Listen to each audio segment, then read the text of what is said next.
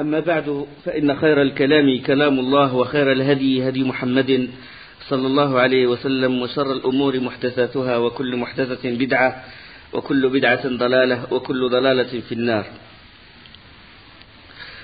On va parler aujourd'hui de la grande bataille des fossés, Ghazwat al-Khandaq. Il a eu lieu à Shawwal en l'année 5 de l'Hégire.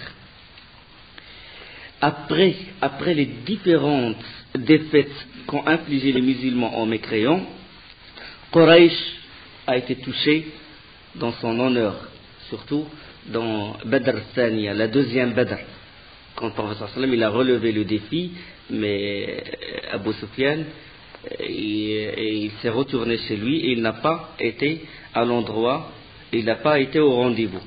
C'était une défaite morale de Abu Sufyan. Bani Qaynuqa expulsé, Bani Nadir expulsé, Ghatafan touché dans son honneur, Bani al-Mustaliq. Les mécréants, ils s'aperçurent qu'ils ne peuvent pas étouffer l'islam que s'ils se regroupent, que s'ils forment un seul bloc. Mais dispersés, des tribus dispersées, ils ne peuvent pas tenir tête aux musulmans. Les premiers à avoir cette idée, c'est-à-dire de regrouper différentes tribus, furent qui? Les chefs de Bani Nadir, les juifs de Bani Nadir. Je sais que les Bani Nadir ont été expulsés de Médine, et c'est leurs chefs, comme Salam ibn Abi al-Huqayq, Huyay ibn Akhtab et d'autres, Kinana ibn Rabi', ils formèrent une délégation et partirent au début de la tournée diplomatique, si vous voulez. Ils sont partis à la Mecque, voir les Quraysh, parce que c'est les Quraysh les plus grands ennemis et les plus connaisseurs du prophète sallallahu alayhi wa sallam et des compagnons. Et alors ils allèrent les voir pour les rallier à leur cause, et bien sûr les coaliser, former le Hizb, les coaliser contre le prophète sallallahu alayhi wa sallam. Et les Qurayshites étaient aussi disposés à se venger pour les humiliations qu'ils avaient essuyées. Ils ont répondu favorablement, ils ont dit d'accord, on est d'accord, nous sommes avec vous. Et ils ont dit aussi que les hommes les plus chers pour nous sont ceux qui combattent avec nous, Mohammed et ses compagnons. Et ils eurent l'idée de profiter de l'occasion pour demander aux Juifs ce qu'ils pensaient du bien fondé de leur conflit avec le fondateur de la nouvelle religion, c'est-à-dire le prophète sallallahu alayhi wa sallam, le bien fondé. Et ils ont dit hommes juifs, vous êtes des gens de la première écriture, et vous êtes des gens, vous avez la science. Dites-nous, quelle est notre position vis-à-vis de Mohammed? Notre religion est-elle meilleure ou la sienne? Ils ont posé cette question aux grands notables juifs. Et les juifs, qu'est-ce qu'ils ont répondu? Ils ont dit, votre religion est meilleure. Votre religion, la religion, l'idolâtrie a dit, elle est meilleure que la sienne, et vous êtes plus proche de la vérité qu'il ne l'est. Subhanallah. Ils confirment shirk, ils confirment l'idolâtrie, l'adoration des statues. Ils savent, alors qu'ils savent dans leur écriture que le prophète sallallahu alayhi wa sallam, il est signalé dans la Torah et dans l'évangile. ألم تر إلى الذين أوتوا نصيبا من الكتاب يؤمنون بالجبت والطاغوت ويقولون للذين كفروا هؤلاء أهدى من الذين آمنوا سبيلا. Dans Surat An-Nisa, Allah subhanahu wa ta'ala يقول, n'as-tu pas vu cela à qui une partie du livre a été donnée? Ils croient au gypte, le gypte ça veut dire la magie, la sorcellerie, et au tarot, ça veut dire les autres, les fausses divinités, et disent aux impies qu'ils sont dans une meilleure voie que ceux qui ont cru. Ceux-là sont ceux qu'Allah a damnés, et celui qu'Allah a maudit, tu ne lui trouveras point de secours. أولئك الذين لعنهم الله ومن يلعن الله فلن تجد له نصيرا. Le hadith, la version, c'est une version d'Ibn Hisham, il est rapporté également par l'imam Suyuti et par l'imam Al-Haythami et les hommes de la chaîne de transmission de cette histoire. Ce sont des hommes sûrs, c'est-à-dire Isnad Rijal wa Thiqat.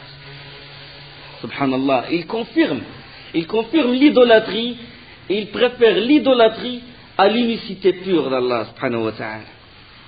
لتجدن أشد الناس عداوة للذين آمنوا اليهود والذين أشركوا لتجدن أشد الناس عداوة للذين آمنوا اليهود والذين أشركوا. Allah subhanahu wa ta'ala dit dans Surat Al-Ma'ida, sûr que la haine la plus farouche envers les croyants, tu la trouves chez les juifs et chez les associateurs mushrikin.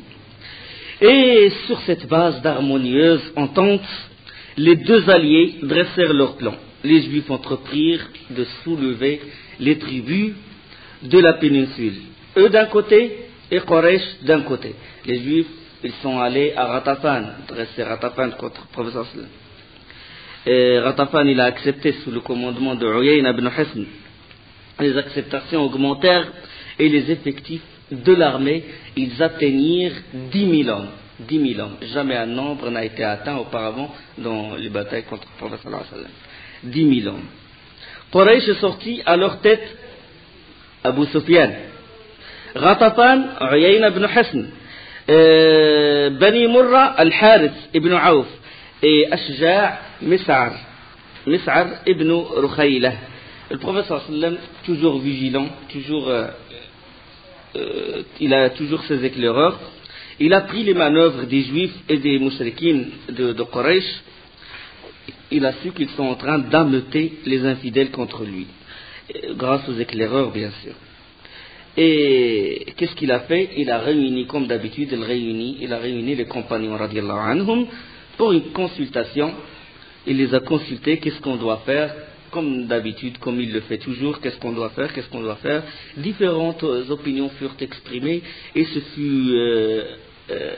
fut Salman al-Farisi radiyallahu anhu qui se leva et déclara, il a dit: envoyé d'Allah, chez nous, c'est-à-dire en Perse, lorsqu'en Perse nous craignions une attaque de cavalerie, nous nous entourions de l'Khandaq, d'une tranchée. On creuse une tranchée. Quand il y a beaucoup de monde qui va nous attaquer, ils vont nous assiéger. On a une ruse, c'est qu'on creuse la tranchée.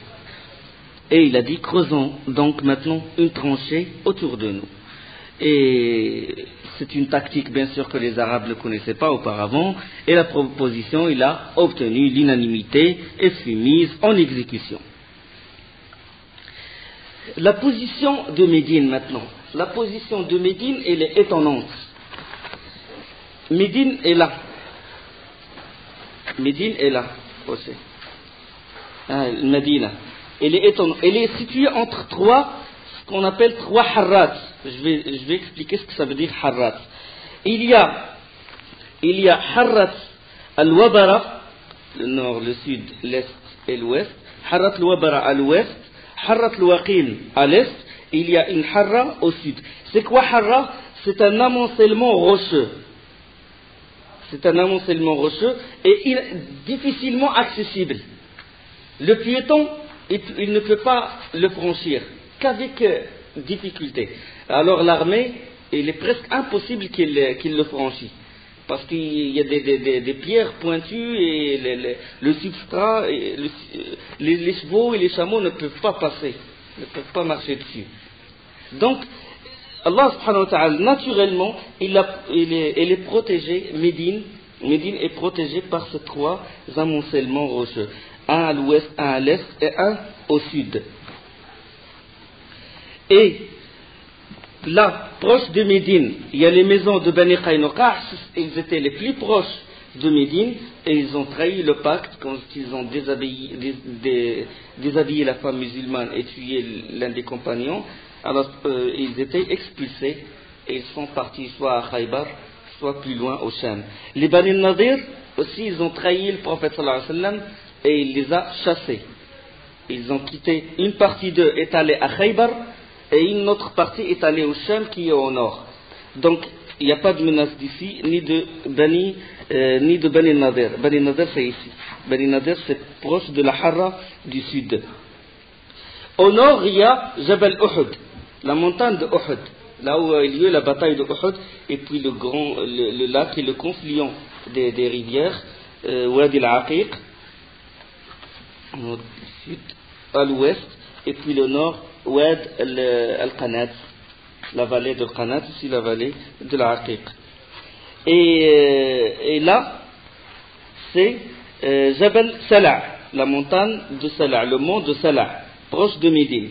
Et bon, ça veut dire que le sud est protégé, l'est et l'ouest sont protégés. Mais entre la Hara qui se trouve à l'ouest, c'est ça à l'ouest, et la Hara qui se trouve au sud, il y a déjà le mont de l'Assir, une montagne qui fait obstacle aussi au passage, et il y a des champs, il y a beaucoup de champs ici.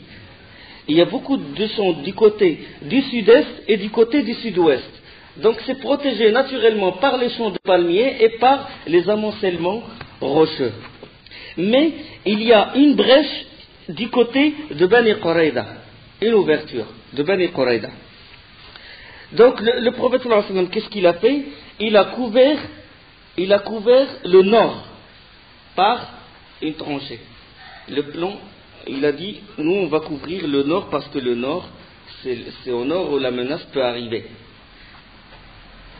Il a tracé le nord pour que les compagnons creusent la tranchée ici. Et en même temps, il a creusé ici, vers l'ouest. Parce qu'il y a certains passages ils peuvent passer, l'armée peut passer avec difficulté, mais peut parvenir. Donc pour plus de sécurité, le prophète sallallahu alayhi wa sallam, il a creusé encore du côté de l'ouest. Il a creusé encore du côté de l'ouest. Et il a campé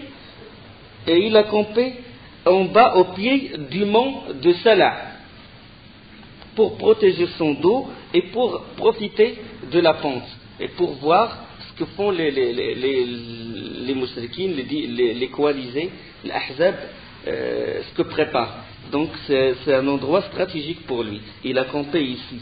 Il a campé en bas de la montagne de Salah.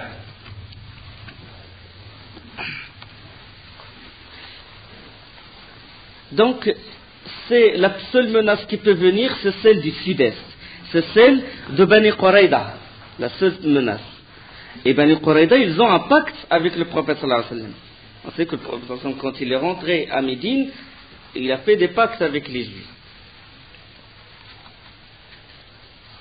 Donc la brèche se trouve du côté de Bani Quraïda.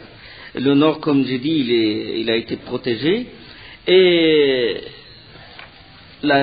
par le prophète sallallahu alayhi wa sallam, avec sa sagesse et son intelligence, il a très bien choisi l'endroit où creuser la tranchée. C'est-à-dire il a étudié le terrain.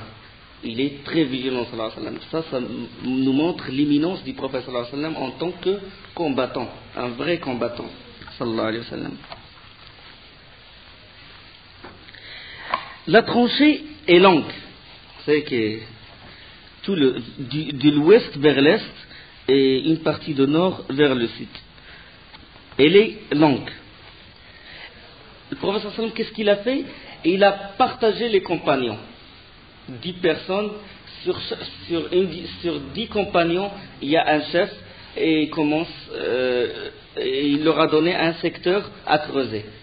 C'est-à-dire, chaque groupe de 10 compagnons, ils creusent une partie.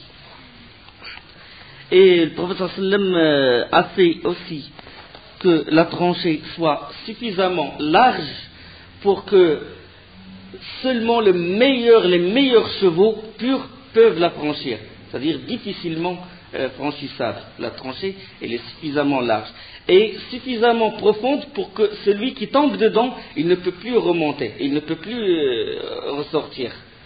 Donc ça, c'est parlant de la profondeur, de la largeur et la longueur, bien sûr, c'est de l'est vers l'ouest et une partie du côté de l'ouest, du nord au sud, de l'ouest de Médine, du nord au sud.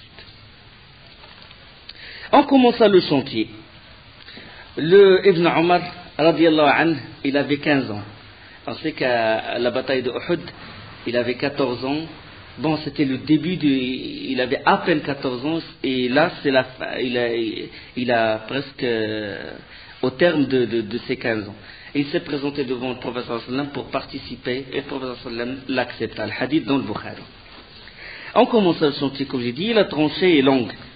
C'est que la tranchée est longue, et pour ne pas s'ennuyer, et garder bien sûr la même motivation et la même vigueur, les compagnons, ils rythmaient leur travail en chantant des vers de poèmes. En chantant des vers de poèmes. Les premiers vers ont une histoire assez drôle. C'est qu'un homme est venu voir le prophète sallallahu alayhi wa sallam et il a dit, envoyé d'Allah, je témoigne, Muhammad Rasulullah, il vient de rentrer en islam. Et le prophète sallallahu alayhi wa sallam, il a dit, quel est ton nom? Il a dit Ju'ayl. Ju'ayl. Ju'ayl, vous savez ce que ça veut dire Ju'ayl? Ça veut dire petite blatte. Ça veut dire petite blatte. Il a dit non, non. À partir d'aujourd'hui, ton nom est Amr. À partir d'aujourd'hui, ton nom est Amr. Et ceci, il inspira aux compagnons ces vers de poème. Ils disent Sammahu ba'da Ju'aylin Amra, wa kana lil ba'is yawman zahra. Sammahu ba'da Ju'aylin Amra, wa kana lil ba'is yawman zahra. Il a changé son nom Ju'ayl en Amr, et ce jour-là, il a bien aidé ce pauvre homme. Ils ont fait ce... Et les compagnons commençaient à chanter en refrain ce couplet, et le prophète en même temps il répète avec eux, à la fin quand ils disent Amra, ils disent Amra, quand ils disent Zahra, ils disent Zahra. Et ils se mirent également à scander la formule qui avait jadis servi à rythmer la construction de la mosquée du prophète sallallahu alayhi wa sallam. Masjid al-Rasul sallallahu alayhi wa sallam, qu'est-ce qu'il disait? اللهم اغفر للأنصار والمهاجر اللهم لا عيش إلا عيش الآخرة فاغفر للأنصار والمهاجرة. C'était ce couplet-là qu'il disait. Oh Allah, il n'y a de bien que celui de l'au-delà, pardonne aux Ansar et aux émigrants. C'est ça le point. Et le prophète sallam aussi, il dit Allahumma la aisha illa aisha al-akhirah, il lui dit al-akhirah. Et puis ils disent aussi نحن الذين بايعوا محمدا على الجهاد ما بقينا أبدا.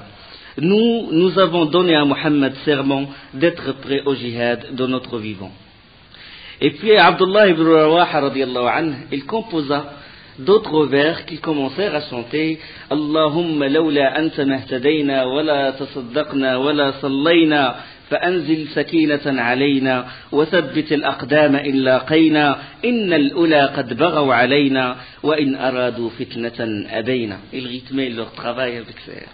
Seigneur, sans toi, nous n'aurions été guidés, jamais nous n'aurions fait l'aumône ni prié. Envoie donc la sérénité sur nous, afferme nos pas pour la rencontre. Ceux qui, injustes, nous ont agressés, un trouble veulent-ils qu'ils soient combattus. Et le prophète sallam, il joignait sa voix aux autres, il ne joignait sa voix aux autres qu'à la fin des vers, quand il dit Sallayna, laqayna, abayna, et il les aide, sallallahu alayhi wa sallam. Il travaille sans relâche, il porte les pierres, sa chevelure pleine de poussière, sa tunique, il les aide sincèrement. Pas comme ce qu'on voit actuellement, quand ils inaugurent un chantier, il prend l'appel et puis il fait 2 ou 3 coups. Non, non, le prophète sallallahu alayhi wa sallam, personnellement, il les aide, il chante avec eux, il fait pas avec sa modestie, bien qu'il soit le guide de l'humanité et le meilleur des êtres humains, sallallahu alayhi wa sallam. Et lorsque quelqu'un voulait rentrer chez lui, parmi les compagnons, il demande permission auprès du prophète sallallahu alayhi wa sallam. Quand il se fatigue, il dit envoyé d'Allah, laisse-moi rentrer chez moi, on l'a dit pour boire ou manger ou voir ce qui se passe chez lui à la maison, etc. Et le prophète sallam, il lui autorise. Mais les hypocrites, qu'est-ce qu'ils font? Les hypocrites, ils font semblant de travailler et ils se retirent. Quand ils profitent d'une occasion, d'une distraction, ils se retirent sans demander permission auprès du prophète sallallahu alayhi wa sallam. Allah subhanahu wa ta'ala il parle d'eux, il dit قد يعلم الذين يتسللون منكم لواذا فليحذر الذين يخالفون عن أمره أن تصيبهم فتنة أو يصيبهم عذاب أليم. Dans sourate An-Nur, Allah connaît bien ceux de vous qui s'esquivent en cachette, qu'ils prennent garde, ceux qui contreviennent à son ordre, de ne pas succomber au trouble ou que ne les frappe un châtiment douloureux. فَلْيَحْذَرِ الَّذِينَ يُخَالِفُونَ عَنْ أَمْرِهِ أَنْ تصيبهم فتنة أو يصيبهم عذاب أليم. Et Allah subhanahu wa ta'ala, il loua les compagnons, il a dit إنما المؤمنون الذين آمنوا بالله ورسوله وإذا كانوا معه على أمر جامع لم يذهبوا حتى يستأذنوه إن الذين يستأذنونك أولئك الذين يؤمنون بالله ورسوله فإذا استأذنوك لبعض شأنهم فأذن لمن شئت منهم واستغفر لهم الله إن الله غفور رحيم. Les vrais croyants sont ceux qui croient en Allah et en son messager et qui, lorsqu'ils sont en sa compagnie pour une affaire commune, ne s'en vont pas avant de lui avoir demandé la permission. Ceux qui te demandent cette permission sont ceux qui croient en Allah et en son messager. Ceux qui te demandent permission sont ceux qui croient en Allah et son messager. Ceci est rapporté par Ibn Ishaq et par Al-Bayhaqi dans Dala'il al-Nubuwah.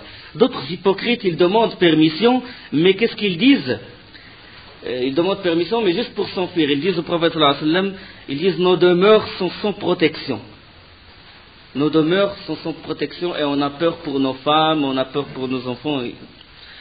Et le prophète sallallahu alayhi wa sallam, il les autorise. Parce qu'ils jugent l'extérieur. Les musulmans ne jugent que l'extérieur. Ils les autorisent de partir et de ne pas travailler. Mais Allah subhanahu wa ta'ala, il a dévoilé ce qu'il y a dans leur cœur. Allah subhanahu wa ta'ala يقول ويستأذن. Ça c'est dans Surat Al-Ahzab. Dans Surat Al-Ahzab, il parle de ce qui s'est passé dans la bataille de l'Ahzab. Vous êtes d'accord? Al-Hashr, c'est Bani al-Nadir. Surat Al-Imran, il parle de Uhud. Surat Al-Anfal, il parle de Badr. D'accord? يقول الله سبحانه وتعالى dans سورة الأحزاب ويستأذن فريق منهم النبي يقولون إن بيوتنا عورة وما هي بعورة إن يريدون إلا فرارا. Un groupe d'entre eux demande au prophète la permission de partir en disant nos demeures sont sans protection alors qu'elles ne l'étaient pas, ils ne voulaient que s'enfuir. Allah subhanahu wa ta'ala, il a dévoilé ce qu'il y a dans leur cœur. Et pendant que les compagnons ils creusaient, des fois ils atteignirent des endroits qui sont des rochers que personne ne peut casser. C'est-à-dire ils utilisent leurs ustensiles, leurs pioches, etc. mais ils ne parviennent pas à les casser. Et selon le hadith de Jabir, Jabir radiallahu anhu, il a dit nous allons dire au prophète sallallahu alayhi wa sallam voilà une pierre qui arrête nos travaux. Ça c'est un hadith qui est dans le Bukhari et Muslim. Il est rapporté également par Al-Hakim. Et le prophète sallallahu alayhi wa sallam il a dit attendez je vais descendre. Et il est descendu sallallahu alayhi wa sallam dans la tranchée et il se leva Jabir radiallahu anhu il dit il se leva donc portant une pierre attachée sur son ventre parce que pour calmer la douleur de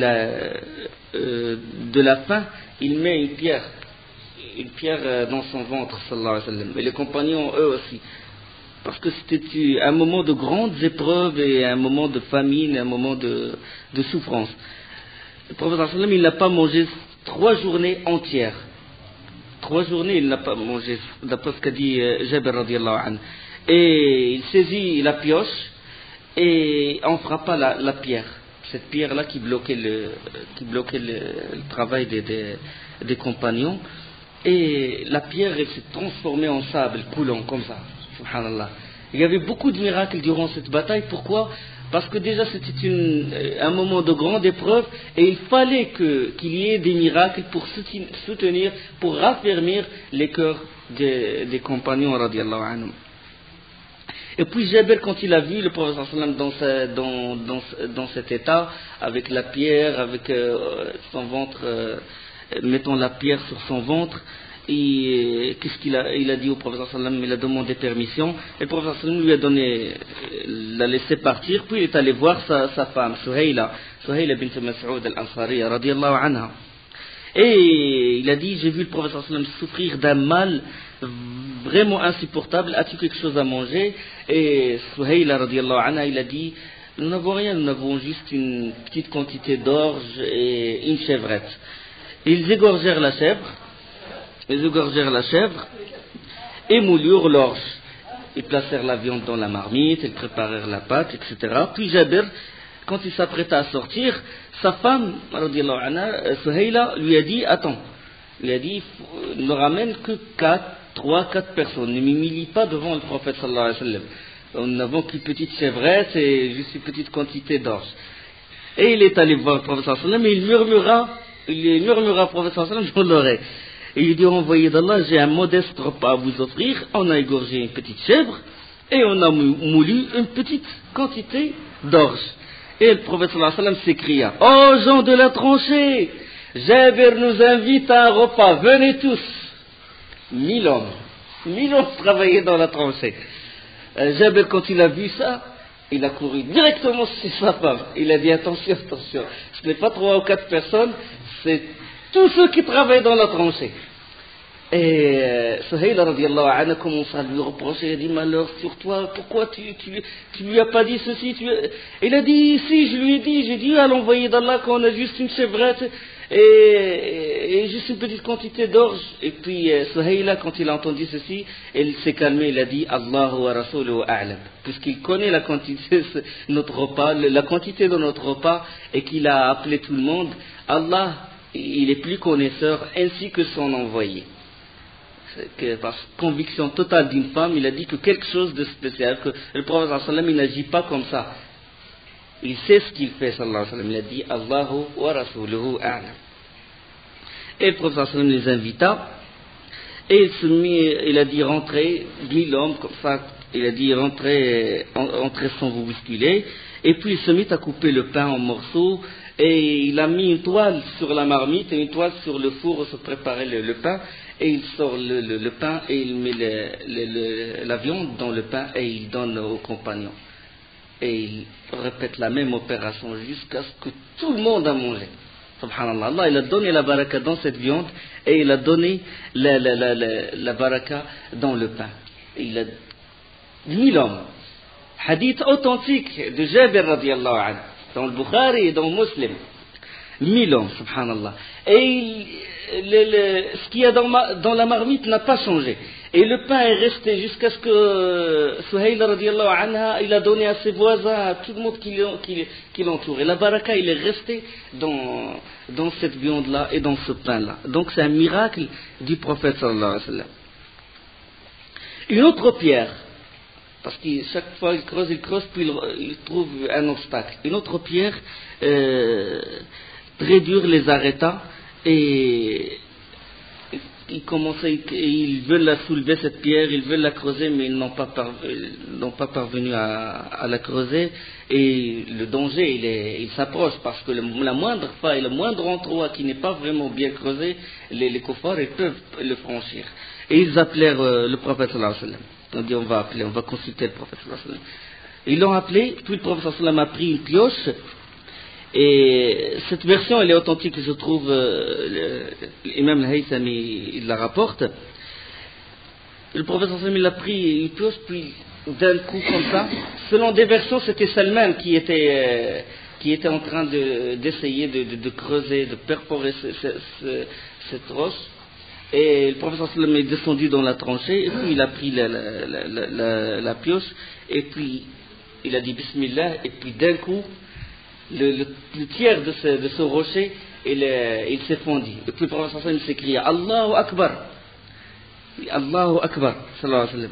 Il dit Allahu Akbar, Allah subhanahu wa ta'ala m'a ouvert les trésors de Sham, et je vois les palais rouges de Sham, des Romains. Et puis le deuxième coup, il a fait un deuxième coup, puis il s'écria, sallallahu alayhi wa sallam, Allahu Akbar, Allah m'a ouvert la Perse, et je suis en train de voir les blancs palais de Khosroès, de Kisra. Et le deuxième tiers de la roche s'est fondu, et puis le troisième coup, le prophète sallallahu alayhi wa sallam s'écria, Allahu Akbar, Allah m'a ouvert le Yémen, et je vois les portes de Sana'a, une ville du Yémen, depuis l'endroit où je suis. Durant ces coups-là, il voit les trésors, Allah il ouvre de Kisra et de Rome. Les compagnons sont étonnés de dire Allah m'a ouvert les trésors de Kisra, Allah m'a ouvert les trésors de Rome, Allah m'a ouvert les trésors du Yémen, alors qu'ils sont assiégés. Ils sont assiégés, ils sont juste une minorité, et tous les tribus sont contre eux, et leurs femmes ne sont pas en sécurité. Comment le prophète sallallahu alayhi wa sallam, il dit ceci dans une situation pareille? Comment il dit ceci dans une situation pareille? Allah subhanahu wa ta'ala lui montre, le prophète sallallahu alayhi wa sallam est convaincu. C'est un miracle. Allah subhanahu wa ta'ala lui a montré ce trésor à cet endroit-là pour raffermir davantage les compagnons, pour leur dire qu'on a l'avenir devant nous et qu'on va sortir victorieux durant cette bataille et on va aller loin jusqu'à conquérir les Perses et les Romains et le Yémen. La bataille, quand le prophète sallallahu alayhi wa sallam il a dit Allahu Akbar, Allah m'a ouvert les trésors des Romains, de Rome, la bataille de Yarmouk. La bataille de Yarmouk, il a eu lieu à l'année 14 de l'Hégire. Donc 9 ans, 10 ans après la bataille de Khandaq. La bataille de Yarmouk, les trésors, c'était Omar ibn Khattab qui l'a conquis. Et la bataille de Qadisiyya, c'était les trésors de Khosroès. Donc 9 ans, 10 ans après. La prophétie du prophète sallallahu alayhi wa sallam s'est accomplie. Ce qu'il a dit, il s'est réalisé. Qui imagine que des gens assiégés de partout par les Arabes vont conquérir la Perse et le Romain? Qui imagine ça? Mais l'imam, subhanallah, conviction totale que le prophète sallallahu alayhi wa sallam, ce qu'il dit, ses promesses, ce qu'il a dit va se réaliser. Ils ont cru au prophète sallallahu alayhi wa sallam. Subhanallah, comment Allah il transforme la balance, le rapport de force, comment il le transforme par l'iman. Les croyants ont cru en cette promesse. Les hypocrites, certains commençaient à rire, ils ont dit, c'est vraiment étonnant. L'un de nous n'ose même pas faire ses besoins naturels en sécurité, et lui, il est en train de nous promettre Kisra et Rome. Il nous a promis que des promesses, il nous a donné que des promesses trompeuses. ما وعدنا الله ورسوله إلا غرورا. الله سبحانه وتعالى يقول في سورة الأحزاب وإذ يقول المنافقون والذين في قلوبهم مرض ما وعدنا الله ورسوله إلا غرورا. Et quand les hypocrites et ceux qui ont la maladie au cœur disaient Allah et son messager nous nous ont promis que tromperie. Surat Al-Ahzab verset 12. À peine la tranchée était-elle achevée que l'on apprit que l'armée de Quraysh s'approchait de Médine. Ils ont campé près de Uhud. Quraysh il a campé ici près de Uhud. Uhud est là, au nord. Quraysh ici, Ghatafan, et puis Bani Murra, Kinana et les autres tribus au nord. Comme ça. Ils ont campé près de Uhud au nord-ouest. Parce que le nord, le sud, l'est, l'ouest, au nord-ouest. Quraysh a envoyé ses éclaireurs, et à leur grande stupéfaction, ils découvrirent qu'un large fossé se creusait devant eux, avec en face une armée d'archers. Abu Sufyan, il allait s'assurer et s'approcha de la tranchée, et quand il a vu la tranchée, il a dit هذه حيلة لا تعرفها العرب. Ceci est une ruse que les Arabes ne connaissaient pas, ils doivent prendre ça d'ailleurs. Puis il a envoyé au prophète sallallahu alayhi wa sallam, il a dit as-tu peur? Et le prophète sallallahu alayhi wa sallam a répondu, il a dit la guerre est ruse. Harb khuda. Les chefs des armées, des mécréants sont tombés dans la tourmente et ils se consultèrent. Il n'y a que deux solutions. La première, c'était essayer d'occuper les musulmans vers un endroit de tranchée et essayer de passer par d'autres endroits. D'accord? De les occuper par endroit et essayer de passer par autre endroit. La deuxième, c'était de les occuper au nord et d'essayer de passer par le sud-est. C'est-à-dire par qui? Par Bani Qurayda. Par Bani Qurayda. Donc c'était l'une des deux solutions à choisir. Après réflexion, Abu Sufyan, qu'est-ce qu'il a fait? Il a dit le meilleur moyen, plus pratique, plus facile, c'était d'essayer de persuader Bani Qurayda pour rompre le pacte avec Mohammed. Et qu'est-ce qu'il a fait? Il a envoyé qui?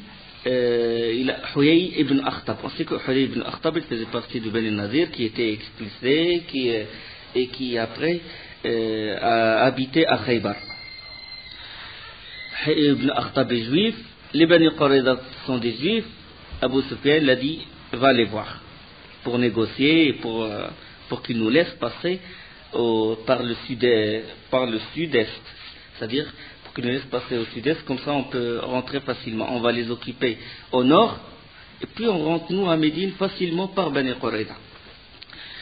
Huyay, il se rendit donc à la forteresse de Ka'b ibn Asad, le chef de Bani Qurayza. Les Juifs, ils habitaient dans des forteresses. Et c'est ce chef-là, Ka'b ibn Asad, c'est lui qui a fait le pacte avec le prophète sallallahu alayhi wa sallam. Et Huyay ibn Akhtab commença à appeler Ka'b ibn Asad. Ka'b ibn Asad refusa de lui ouvrir la porte. Ka'b ibn Asad, les compagnons du prophète sallallahu alayhi wa sallam sont allés le voir pour vraiment confirmer le pacte, pour que la brèche ne soit pas ouverte au sud-est. C'est-à-dire le prophète sallallahu alayhi wa sallam lui a déjà parlé, il a dit est-ce que tu es encore sur le pacte? Et là, Ka'b ibn Asad, quand il a vu Huyay ibn Akhtab, il sait ce qu'il a voulu. Il a su qu'il a voulu qu'il rende le pacte, etc. Il n'a pas voulu lui parler, il n'a pas voulu lui ouvrir la porte. Et Huyay ibn Akhtab, avec son éloquence et son ingéniosité, il a essayé de saper, si vous voulez, la résistance de Ka'b ibn Asad. Et il l'appela. Il a dit, malheur à toi Ka'b, laisse-moi au moins rentrer et discutons un peu. Ka'b, il a dit, malheur à toi, je ne t'ouvre pas la porte. Je ne t'ouvre pas, tu es un porteur de mauvais sort, parce que déjà c'est lui qui était à l'origine de l'expulsion de Bani Nadir. Il a dit, tu es un porteur de mauvais sort, je ne parle pas avec toi. J'ai fait un pacte, il a dit, j'ai fait un pacte avec Mohammed, et je n'ai pas l'intention de rompre ce qu'il y a entre nous. Je ne connais de lui que fidélité et sincérité. Et Huyay ibn Akhtab, il insista, il a dit, laisse-moi au moins entrer et tout. Et puis Ka'b ibn Asad, il a refusé. Puis Huyay ibn Akhtab, il a dit, tu ne veux pas m'inviter parce qu'il te répugne de partager le repas avec toi. Il a voulu dire de lui qu'il est avare. Et puis bon, les Juifs, ils avaient certaines valeurs des Arabes. Ils vivaient avec les Arabes, surtout les Mecca, Medina et tout, l'hospitalité et tout.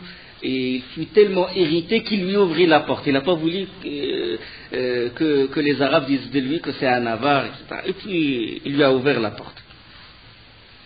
Et Huyay ibn Akhtab lui a dit par Allah, lui dit Ka'b, il a dit il a dit je t'apporte, il a dit malheur à toi, il a dit je t'apporte tout Quraysh, je t'apporte tout le Bani Ghatafan, je t'apporte Fazara, ils sont tous avec moi, je t'apporte la gloire. Il commence à faire désirer Ka'b ibn Asad de rompre le pacte avec le prophète sallallahu alayhi wa sallam. Il a dit, je t'ai apporté la force de Kinana, je t'ai apporté la force de Quraysh, je t'ai apporté plus de 10 000 hommes, ils sont là. Et ils m'ont fait serment qu'ils ne retourneront pas chez eux que s'ils anéantissent Mohammed et ses compagnons. Je t'ai apporté la gloire. Et Ka'b ibn Asad, il a dit non. Il a dit, tu m'as rien apporté, tu m'as apporté que de fausses promesses. Il a dit, tu vas m'apporter la honte éternelle. Rompre le pacte, ce n'est pas bon. Tu m'as apporté la honte éternelle, tu m'as apporté un nuage, sans eau qui ne contient que du tonnerre et de l'éclair. جئتني وبجهام قد هراق ماؤه فهو يرعد ويبرق. Un nuage sans eau. Le nuage d'habitude, mais là c'est une fausse promesse. Un nuage sans eau, mais il tonne, il donne l'éclair, il donne le tonnerre, mais il n'y a rien dedans. Et Huyay ibn Akhtab il insista pour que, avec son éloquence, pour mettre Ka'b ibn Asad de son clan et pour qu'il leur laisse le passage vers Médine. commence à lui parler des avantages qu'il va tirer, commence à lui parler que cette religion qui nous menaçait va être anéantie, que c'est le judaïsme qui va prendre le dessus. Il insista jusqu'à ce que Ka'b ibn Asad accepta. Puis on ramena le pacte. Le pacte a été écrit entre le prophète sallallahu alayhi wa sallam et Ka'b ibn Asad. Et Huyay a déchiré ce pacte-là. Ce pacte-là fut rompu. Il a fini par céder. Et le prophète sallallahu alayhi wa sallam, toujours vigilant, toujours il envoie les éclaireurs pour il voit toujours ces éclaireurs dans la ville, il voit ce qui se passe dans la ville, dans la forteresse des femmes, les enfants, et tout l'entourage. Et il les a envoyés, et puis il a eu le sentiment que quelque chose se passait chez Bani Qurayda, quelque chose d'anormal. Donc il fit mander qui? Il fit mander les deux Sa'd, Sa'd ibn Ubada ou Sa'd ibn Mu'az. L'un est le chef de Aws et l'autre est le chef de Khazraj. Il leur a dit, allez voir ce qui se passe chez Bani Qurayda. S'ils n'ont pas rompu le pacte, quand vous venez, vous le dites en termes clairs. S'ils ont rompu le pacte, dites-le, mais sous forme subtile qui me soit compréhensible. Ne le dites pas clairement. Les deux Sa'd sont partis. À peine ils se sont rapprochés de la forteresse de Bani Qurayda qu'ils furent accueillis par les insultes, les injures des Juifs. Et puis l'un des Sa'd, il a dit, malheur à vous, revenez, on a fait l'envoyé d'Allah, il a fait un pacte avec vous. Ils ont dit, quel envoyé d'Allah? De quel envoyé d'Allah tu parles, et de quel pacte tu parles? Nous sommes au courant de rien. Et Sa'd ibn Mu'ad, Sa'd ibn Ubada commença à les insulter. Comme ils insultent les deux Sa'd, lui il a commencé à répliquer, à répondre. Et puis l'autre Sa'd ibn Mu'ad, il lui a dit, il ne faut pas perdre de temps avec eux, parce que ce qu'il y a entre nous, ce n'est pas un simple échange d'insultes. Ce qu'il y a entre nous, c'est grave. Et ils sont retournés voir le prophète sallallahu alayhi wa sallam. Le prophète sallallahu alayhi wa sallam les a vus, et puis on dit, oh envoyé d'Allah, Adl wal Qara. La forme subtile. On dit Adl wal Qara. Qui Adl wal Qara? C'est les deux tribus qui ont trahi les compagnons lors de la Ghazwat al-Raji'. Ceux qui ont livré Khubayb et ceux qui ont livré d'autres compagnons à la tribu de Hudayl. Les deux petites tribus qui ont dit au prophète sallallahu alayhi wa sallam que ce sont des musulmans, qu'il faut qu'il envoie avec eux des gens connaisseurs, des gens de science pour leur apprendre le Coran, et ils les ont trahis. C'est la grande trahison. Et le prophète sallallahu alayhi wa sallam, il a compris.